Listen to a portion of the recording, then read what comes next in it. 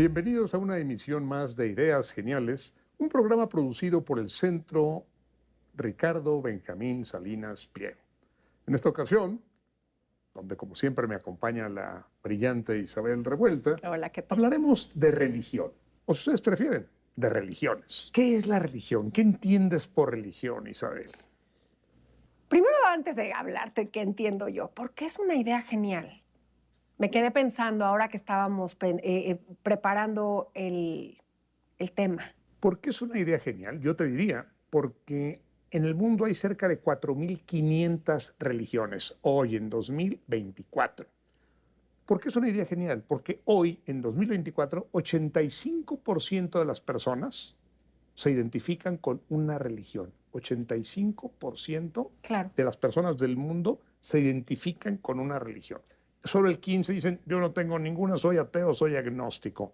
¿Por qué? Porque una religión, que es la más grande de todas las que existen, como el cristianismo, tiene 2.700 millones de adeptos. Nada más. Cada quien con sus variaciones, catolicismo, la religión ortodoxa, protestantismo, pero son 2.700 millones de católicos.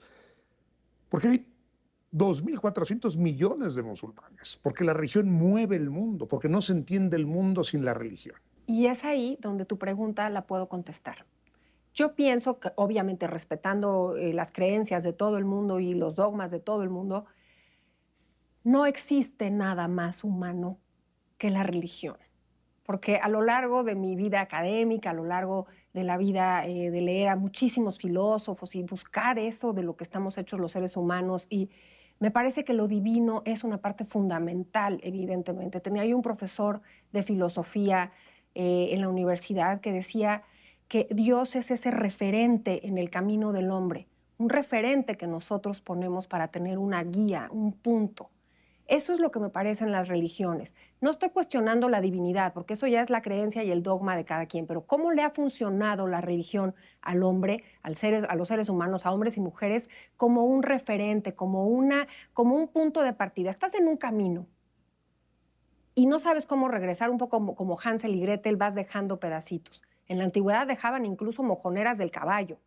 Y cuando pasabas y dices, ya había yo pasado por aquí. A mí me parece que es dejar referentes del paso de la humanidad. Es una cosa muy humana el Pero si tema. dices que es lo más humano que existe, ¿cómo explicas que haya un 15% de la humanidad que no tenga ninguna religión y que no cree en ninguna deidad? Creo ¿No que son es, humanos? creo que es una evolución. No, me refiero a que buscar lo divino es parte de lo humano. Yo creo que también la razón humana encontrará otros tipos de referentes y este 15% su referente es otro, no lo divino. En términos etimológicos, religión viene de religare, volver a unir, que es la unión de los seres humanos con la divinidad. El gran problema es que, ¿qué es la divinidad? Sí. Porque la divinidad para ti quizás no sea la divinidad para mí, o para los musulmanes, o para los sintoístas, o para los taoístas, o para los de muchísimas de estas 4.500 religiones que existan. ¿Te puedes ligar con una divinidad que no conoces? Te puedes ligar desde el sentido, vámonos a los neandertales, que decían que son estos seres brutísimos, enormes, que tenían unos cráneos tremendos, pero que no tenían bueno, son los primeros que hacen un entierro. Hacer un entierro de tu compañero neandertal significa que tú tienes un ritual, una espiritualidad. ¿Lo vieron en el mundo como a una divinidad o lo vieron como lo más humano de decir, esta persona, este ser que me acompañó a cazar, que me acompañó a decirme, cuidado, viene el depredador? Para mí es una pérdida. Y ese ritual de dejarlo ir y de decir, significaste algo en mi vida, tu muerte es una pérdida para mí, además de hablar de espiritualidad, creo que habla de algo nuevamente humano, de ligarte con el otro, de ligar y decir, sin el otro no estoy bien. Habla de una espiritualidad. Se convierte en religión por el rito del enterramiento, y ya de ahí para el real todas las religiones tendrán muy importante ese ritual de la muerte. En ese momento el neandertal no estaba pensando que su compañero se iba a ir a otro mundo. Muchos filósofos, desde los más antiguos, pienso en Epicuro, pienso en Demócrito antes, pienso en Lucrecio después, hasta los más recientes, como Bertrand Russell, consideran que la religión simplemente es una reacción de los humanos ante la muerte, ante lo desconocido. Y tiene una palabra clave, el miedo. ¿Qué va a pasar cuando me muera? Yo soy un ateo. Yo cuando me muera, pues va a pasar lo que pasa con las hormigas, las avispas o los perros cuando se mueren. Me voy a desintegrar y se acabó. Si queda algún libro mío, si queda algún recuerdo de mis seres queridos, es otra cosa, pero yo desaparezco. Para un ateo, tiene sentido decir la religión es producto del miedo. ¿Compartes esa opinión? En algún sentido sí, porque no tienes una certeza. Y lo único que sí me queda cierto es que la vida es una maravilla y estar aquí y sentirlo. Y evidentemente esa idea de la inmortalidad y de no querer morir o que sigue algo después, vuelvo a lo mismo, es una parte muy humana de querernos aferrar a la conciencia. Es estar tan conscientes de que esto es tan maravilloso que nos aferramos a 20 uñas a no querer trascender o desaparecer o llámalo como quieras en tu sistema de creencias.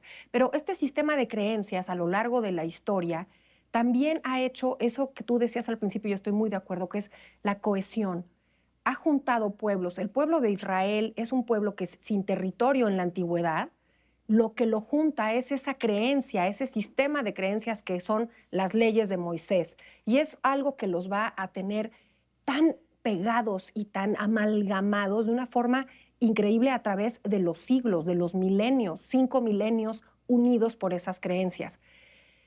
Y sin embargo ahora las creencias incluso hablan de que las tan profundas convicciones han metido también al ser humano en grandes complicaciones. Por una razón muy simple.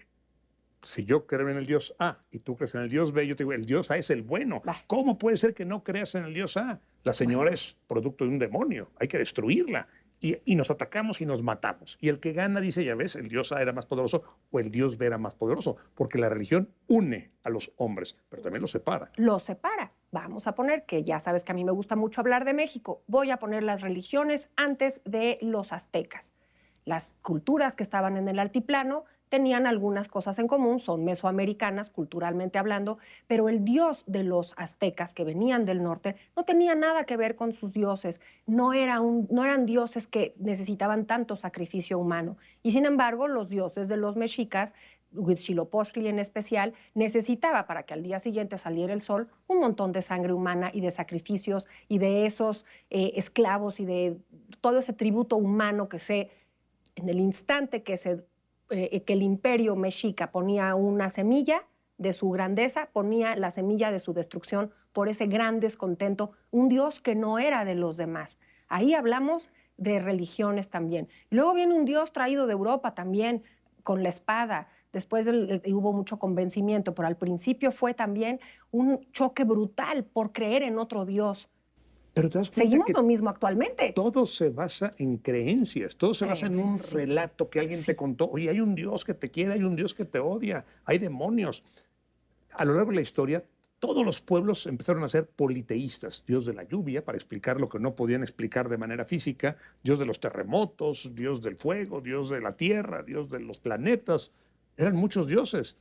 El primer intento por crear un solo Dios se llevó a cabo en 1340 antes de nuestra era, un faraón egipcio que se llamaba Akenatón. Dijo, solo hay un Dios, que es el sol. Punto. Todos los demás son farsas.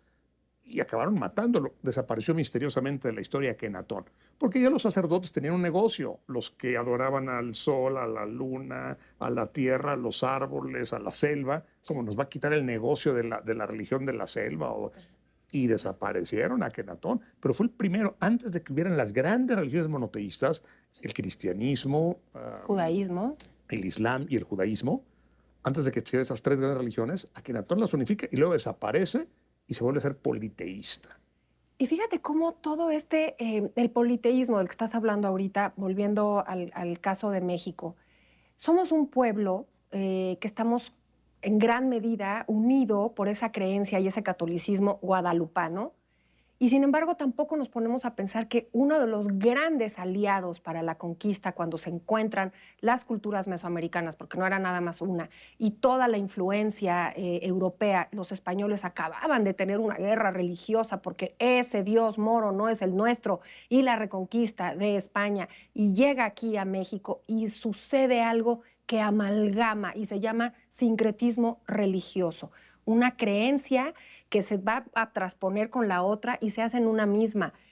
el politeísmo y los dioses Tlaloc, pues es San Isidro Labrador para que llueva en el Panteón de los Santos católico. Entonces se va haciendo un tejido tan impresionante que por eso es que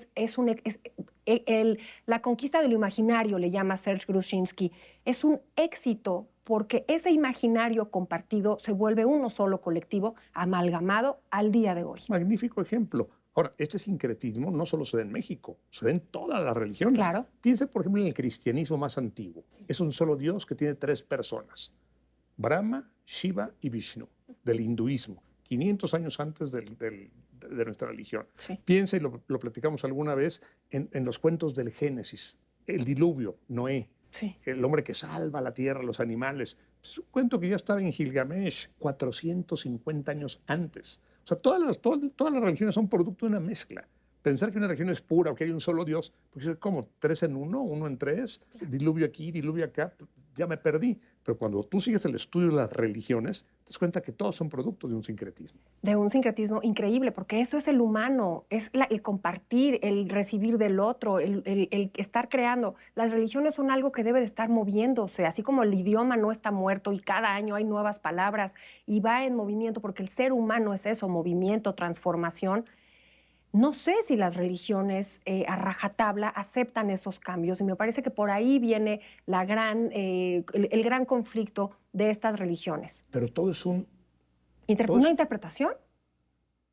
Un concepto de creencias y relatos que se basan en algo que no se puede probar, que no se puede demostrar. Yo recuerdo a mi abuela algún día platicando con ella, hablábamos del hinduismo, de Ganesha, este dios elefante, o de la rata, o del Hanuman, el dios mono. Y me decía, qué ignorantes son estos hinduistas. ¿Cómo pueden adorar animales? Le dije, bueno, abuela, pero tú adoras a una paloma, que es el Espíritu Santo. No, eso es bien diferente y te pido respeto. Te pido y te exijo respeto. Pero ella no era respetuosa con los hinduistas, claro, pero exigía que le permitieran adorar una paloma. Porque caemos en la interpretación de cada individuo con respecto a ese dogma, a esa fe. Yo te puedo decir, por ejemplo, de niña le pregunté a mi padre, oye, todas esas personas que no son creyentes de nuestra religión, ¿qué pasa? Y entonces me dijo, a mí me lo dijo muy, muy joven un sacerdote y me dijo, si ellos creen con fe en su propia religión y es algo que convives, no matas, no asesinas, no haces el daño a los demás, pues ellos irán al reino de Dios. Fíjate, qué incluyente. Y es una de las ideas que sí me gusta rescatar de la religión, porque es un freno, sí es un referente, pero también es un sistema de medidas y de reglas de convivencia que no nos vendría mal tampoco tener esos frenos, ¿no? Porque, a ver, no le puedes entrar con tu madre porque simple y sencillamente no deja que tú sea pecado, es que simplemente la persona que nacerá de esa relación tendrá problemas biológicos. Y vamos haciendo una serie de medidas, no desees a la mujer de tu prójimo, qué desastre vas a hacer, o no mates, no asesines, ¿no? Y cuando la religión y la deidad te dice ve y mata, ve y destruye, la Biblia, sin ir más lejos, no vamos a entrar a las religiones otras, la propia Biblia a veces Dios le dice a Abraham, ve y mata a tu hijo. ¡Ay, mátalo! Y cuando lo va a matar le dice, no te quería probar, Pero está llena de historias. Isabel, quisiera seguir hablando del hinduismo, del sintoísmo, del taoísmo, de un montón de religiones, de esas 4000 que hay y que unen y que separan a las personas. Pero el tiempo se nos ha terminado. Se nos acabó y me quedo con una idea, Gerardo. La religión es filosofía, es pensamiento humano. Bueno, pues es creencia. Es creencia. Gracias por habernos acompañado. Gracias a ti. Muchas gracias por habernos acompañado a ustedes en esta producción del Centro Ricardo B. Salinas Pliego y los esperamos el próximo domingo.